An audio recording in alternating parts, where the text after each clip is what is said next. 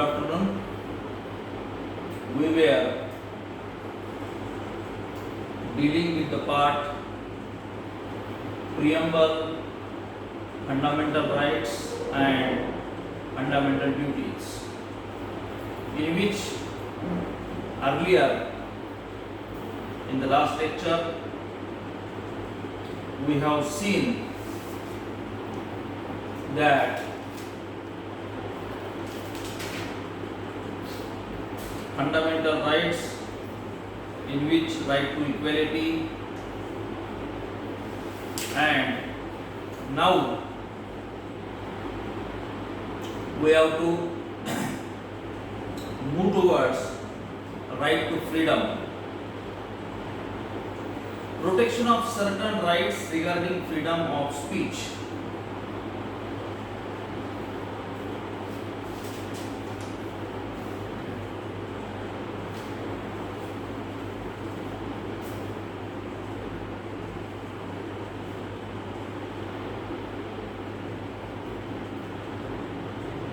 And right to freedom of religion.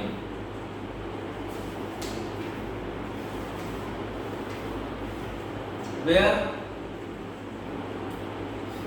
freedom of conscience and free profession, practice and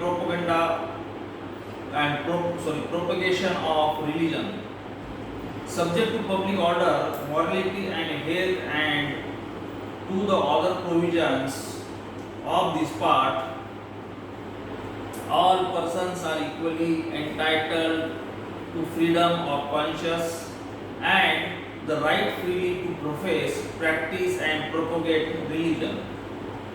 Nothing in this article shall affect the operation of any existing law or prevent the state from making any law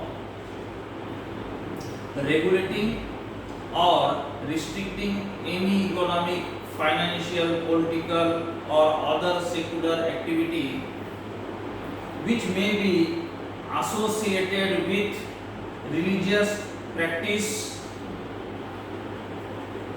providing for social welfare and reform, or the throwing open of Hindu religious institutions of a public character to all classes and sections of Hindus. Explanation: the wearing and carrying of kirpans shall be deemed to be included in the profession of Sikh religion. Explanation 2. In subclause B of clause 2, the reference of Hindu shall be construed as including a reference to public professing the Sikh, Jaina and Buddhist religion, and the reference of Hindu religious institutions shall be constructed accordingly. Freedom to manage religious affairs, subject to public order, morality and health, every religious denomination or any section thereof shall have the right to establish and maintain institutions for religious and charitable purpose, to manage its own affairs in matters of religion, to grow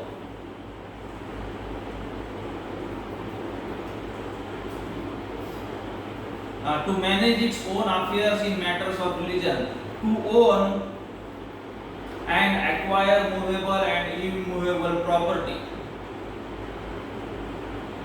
Then we have the freedom to payment of taxes for promotion of any particular religion.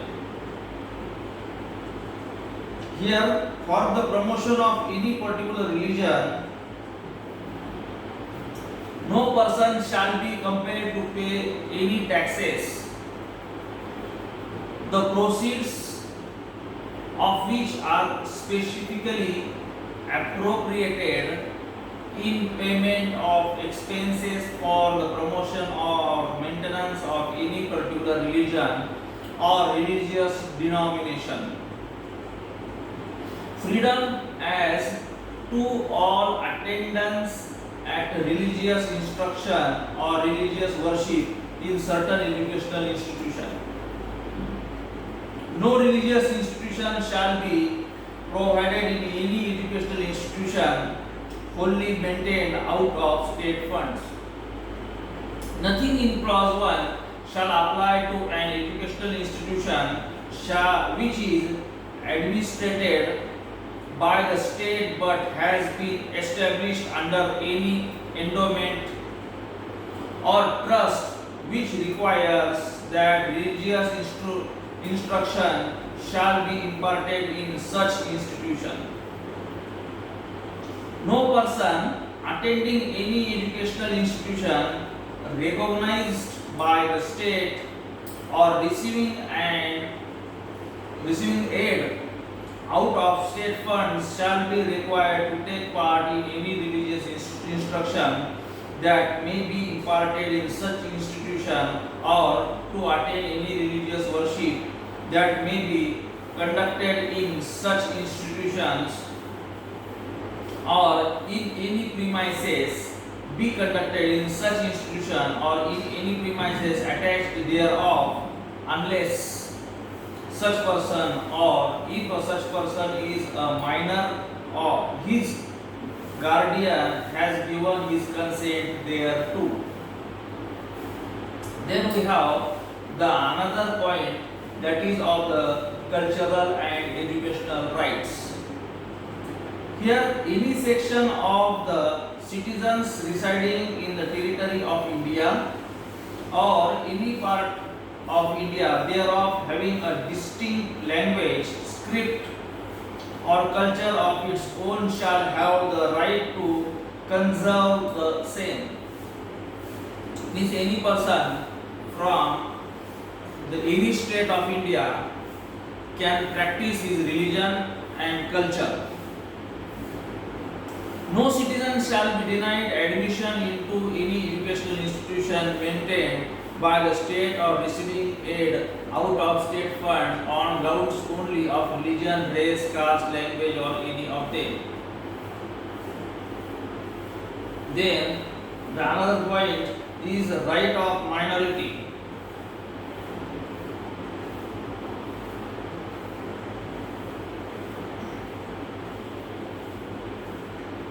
Here in the right of the minority we have all minorities whether based on religion or language shall have the right to establish and administer educational institutions of their choice. In making any law providing for the compulsory acquisition of any property of an educational institution established and administered by a minority referred to in clause 1, the state shall ensure that the amount fixed by the or determined under such law for the acquisition of such property is such as would not restrict or abrogate the right guaranteed under that clause. The state shall not, in guaranteeing aid to educational institutions, discriminate against any educational institution on the ground that it is under the management of a minority, whether based on religion or language. The right of the constitutional remedies. Remedies for enforcement of rights conferred by this part. That is point number 1. The right to move the Supreme Court by appropriate proceedings for the enforcement of the rights conferred by this part is guaranteed. The Supreme Court shall have power to issue directions or orders or writs including reads in the nature of habeas corpus, mandamus, prohibition, quae warranto, whichever may be appropriate for the enforcement of any of the rights conferred by this part.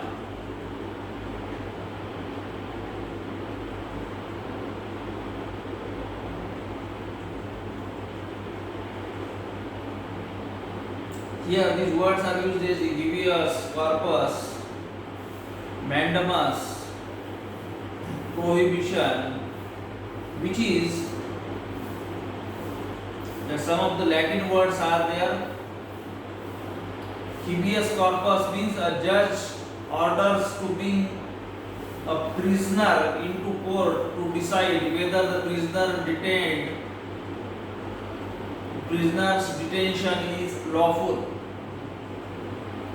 Mandamus is also a Latin word which means that command issued by the court for the performance of public duty.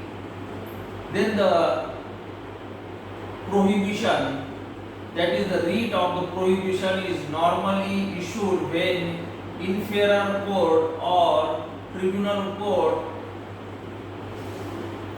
proceeds to act without jurisdiction or in excess of jurisdiction, proceeds to act in violation of rules of natural justice, proceeds to act under the law which is itself ultra vires or unconstitutional, or proceeds to act in contravention of fundamental rights. Then another word is used there, that is also Latin word, quae warranto, which basically means by what warrant the writ of the quae warranto is used judicially control execute action in the matter of making appointment to public officers under the relevant statutory provisions. Such Latin words are used there by Dr. B.R. Ambedkar so as to give us the information about right to constitutional remedies. These are the Latin words used by him where we can understand its importance and the right to constitutional remedies. Okay. Then the another point is without prejudice to the power conferred on the Supreme Court by clause 1 and 2, Parliament may by law empower any other court to exercise within the local limits of its jurisdiction all or any of the power accessible by the Supreme Court under clause 2. The right guaranteed by this article shall not be suspended except as otherwise provided for by this Constitution. The constitutional validity of state laws not to be considered in proceedings under Article 32 omitted by the Constitution, that is the 43rd Amendment Act 1977. Such type of the right to constitutional remedies are here. With this, I conclude. In the next lecture, we will move toward the fundamental duties, and then after we will complete the lesson Preamble, fundamental rights and fundamental duties. Okay, thank you. Good day.